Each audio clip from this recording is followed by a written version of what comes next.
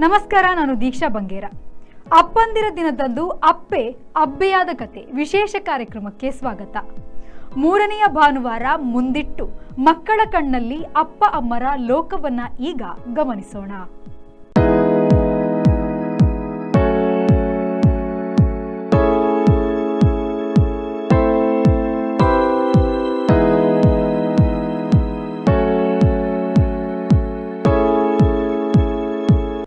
ಮದುವೆಯಾಗಿದ್ದರೂ ಮಕ್ಕಳಾಗದೆ ಅಪ್ಪ ಆಗಿಲ್ಲವಲ್ಲ ಎಂಬ ಕೊರಗಿನಲ್ಲಿ ಇರುವವರು ಕೆಲವರು. ಯಾವುದೋ ಕಾರಣಕ್ಕೆ ಮದುವೆಯಾಗದೆ ಅಪ್ಪನಾಗದೆ ಜಾರಿಕೊಂಡವರು ಕೆಲವರು.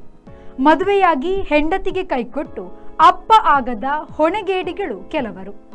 ಮದುವೆಯಾಗಿ ಮಕ್ಕಳು ಮಾಡಿ ಜವಾಬ್ದಾರಿಯಿಂದ ಪಲಾಯನ ಮಾಡಿದ ಅಪ್ಪ ಎಂಬ ಬಿಸಿ ತುಪ್ಪ ಕೆಲವರದು. ತುಳುವಿನಲ್ಲಿ ಅಪ್ಪೆ ಎಂದರೆ ತಾಯಿ.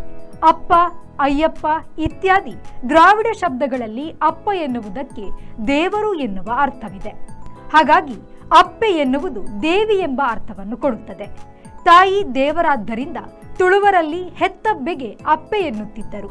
ಅಲ್ಲದೆ ಇಲ್ಲಿನ ತಾಯಿ ಕಟ್ಟು ಅದಕ್ಕೆ ಪೂರಕವಾಗಿತ್ತು. ಕನ್ನಡದವರಲ್ಲಿ ತಾಯಿ ಕಟ್ಟು ಇಲ್ಲ, ತಂದೆ ಕಟ್ಟು ಇದೆ.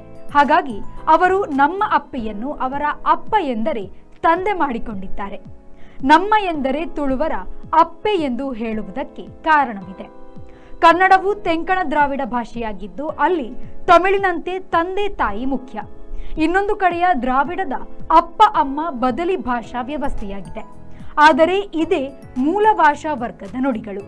ಇನ್ನು ಪಂಪ ಭಾರತದಲ್ಲಿ ತಂದೆಯನ್ನು ಅಮ್ಮ ಎಂದು ಹೇಳುವ ಸಂದರ್ಭವಿದೆ. ಅಂದರೆ ಕನ್ನಡಕ್ಕೆ ಕೂಡ ಮೊದಲು ತುಳು ರೀತಿಯಲ್ಲೇ ಅಪ್ಪೆ ಅಮ್ಮೆ ಹೋಗಿತ್ತು. ಅನಂತರ ಅದು ಆಚೀಚೆಯಾಗಿದೆ. ಅದಕ್ಕೆ ಇನ್ನೊಂದು ಆಧಾರವೂ ಇದೆ. ಕನ್ನಡದಲ್ಲಿ ಅಬ್ಬೆ ಇದೆ. ದ್ರಾವಿಡ ಭಾಷೆಗಳಲ್ಲಿ ಪ ಮೂಲವಾಗಿದ್ದು ಅದರಿಂದ ಅನಂತರ ಬಕಾರ ಹೊರಟಿದೆ. ಅಂದರೆ ತುಳುವಿನ ಅಪ್ಪೆಯೇ ಕನ್ನಡದ ಅಬ್ಬೆ. ಅದು ತುಳುನಾಡಿನ ಬಡಗಲಾಯಿ ಕನ್ನಡದಲ್ಲಿ ಅಬ್ಬಿಯಾಗಿದೆ. ಈ ಕಥೆಯೆಲ್ಲ ಬಿಟ್ಟರೆ ಪ್ರಪಂಚದ 52 ದೇಶಗಳು ಪ್ರತಿ ವರ್ಷ ಜೂನ್ ತಿಂಗಳ 3ನೇ ಭಾನುವಾರವನ್ನು ಅಪ್ಪಂದಿರ ದಿನ, ತಂದೆಯರ ದಿವಸ, ಫಾದರ್ಸ್ ಡೇ ಅನ್ನು ಆಚರಿಸುತ್ತಾರೆ. ಪ್ರಪಂಚದಲ್ಲಿ ನಾನಾ ದಿನಗಳ ಆಚರಣೆ ಇದೆ. ಬಹುಜನರಿಗೆ ಮರುದಿನವೇ ಆ ದಿನ ಮರೆತು ಹೋಗಿರುತ್ತದೆ. ಕಡೆ ಮಟ್ಟಿಗೆ ಒಂದು ದಿನವಾದರೂ ತಾಯಿ, ಪರಿಸರ, ಮಕ್ಕಳು, ತಂದೆ ಎಂದಿತ್ಯಾದಿಯಾಗಿ ನೆನಪಿಸುವ ಕಾರ್ಯಕ್ರಮಗಳು ಇದು. ಮಕ್ಕಳ ಹುಟ್ಟುವಿಕೆಯಲ್ಲಿ ಹೆತ್ತವರಿಬ್ಬರ ಪಾತ್ರವು ಸಮಾನ. ಆದರೆ ಹೆಚ್ಚಿನ ನೋವು ಹೆಣ್ಣಿಗೆ, ಆದರೆ ಹೆಚ್ಚಿನ ಹೊರೆ ಗಂಡಿಗೆ ಎಂಬ ವಾದವೂ ಇದೆ. ಅದೇನಿದ್ದರೂ ತಂದೆಯರ ದಿನವಂತೂ ಇದ್ದೇ ಇದೆ. ಸಣ್ಣ ಮಕ್ಕಳ ಬಗೆಗೆ ಒಂದು ಜೋಕ್ ಇದೆ. ತಾಯಿ ಶಾಲೆಗೆ ಮಗಳನ್ನು ಕಳುಹಿಸುವಾಗ ಪುಟ್ಟಿಗೆ ಕೇಳುತ್ತಾಳೆ, ನಿನಗೆ ಹಾಲು ಕೊಡುವುದು ಯಾರು? ಅಮ್ಮ. ನಿನಗೆ ಊಟ ತಿನಿಸುವುದು ಯಾರು? ಅಮ್ಮ. ನಿನ್ನ ಬಟ್ಟೆ ಒಗೆಯುವುದು ಯಾರು? ಅಮ್ಮ. ನಿನಗೆ ಬಟ್ಟೆ ತೊಳಿಸುವುದು ಯಾರು? ಅಮ್ಮ. ನಿನಗೆ ಕತೆ ಹೇಳುವುದು ಯಾರು? ಅಮ್ಮ. ನಿನಗೆ ಪಾಠ ಹೇಳುವುದು ಯಾರು? ಅಮ್ಮ. ನಿನ್ನನ್ನು ಶಾಲೆಯ ಬಸ್ಸು ಹತ್ತಿಸುವವರು ಯಾರು? ಅಮ್ಮ. ನಿನಗೆ ಬುತ್ತಿ ಕೊಡುವವರು ಯಾರು? ಅಮ್ಮ. ಕೊನೆಗೆ ನಿನಗೆ ಅಮ್ಮ ಅಪ್ಪರಲ್ಲಿ ಯಾರು ಇಷ್ಟ ಎಂದು ಕೇಳಿದ್ದಕ್ಕೆ ಹೆಣ್ಣು ಮಗು ಹೇಳಿತ್ತು ಅಪ್ಪ. ಇದು ಜೋಕ್ ಆದರೂ ಇದರಲ್ಲಿ ಸತ್ಯ ಸ್ವಲ್ಪ ಇದೆ.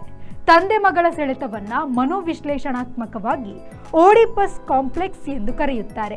ಅದೇ ರೀತಿ ತಾಯಿ ಮಗನ ಸೆಳೆತವನ್ನು ಎಲೆಕ್ಟ್ರಾ ಕಾಂಪ್ಲೆಕ್ಸ್ ಎಂದು ಕರೆಯುತ್ತಾರೆ.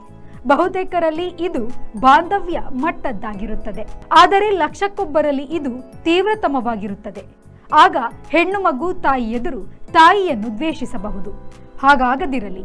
ತಂದೆಯ ದಿನ ಜವಾಬ್ದಾರಿ ನೆನಪಿಸುವ ದಿನವಾಗಲಿ ಮತ್ತು ತಂದೆಯಂದಿರು ತಮ್ಮತನ ಉಳಿಸಿಕೊಂಡು ಬಾಳಲಿ. ಮಗಳಿಗೆ ಮಾತ್ರವಲ್ಲ, ಮಕ್ಕಳಿಗೆಲ್ಲ ಮಾರ್ಗದರ್ಶಕರಾಗಲಿ. ನೋಡಿದ್ರಲ್ವಾ ವೀಕ್ಷಕರೇ, ಇದು ಅಪ್ಪಂದಿರ ದಿನದಂದು ಅಬ್ಬೆಯಾದ ಕತೆ. ಈ ವಿಶೇಷ ಕಾರ್ಯಕ್ರಮದಿಂದ ಹೊರಗಾಗುವ ಕಾಲ. ಅಪ್ಪನೂ ಬೇಕು, ಅಮ್ಮನೂ ಬೇಕು ಮಕ್ಕಳ ಬಾಳಲ್ಲಿ ಎನ್ನುತ್ತಾ ನಿಮಗೊಂದು ನಮಸ್ಕಾರ.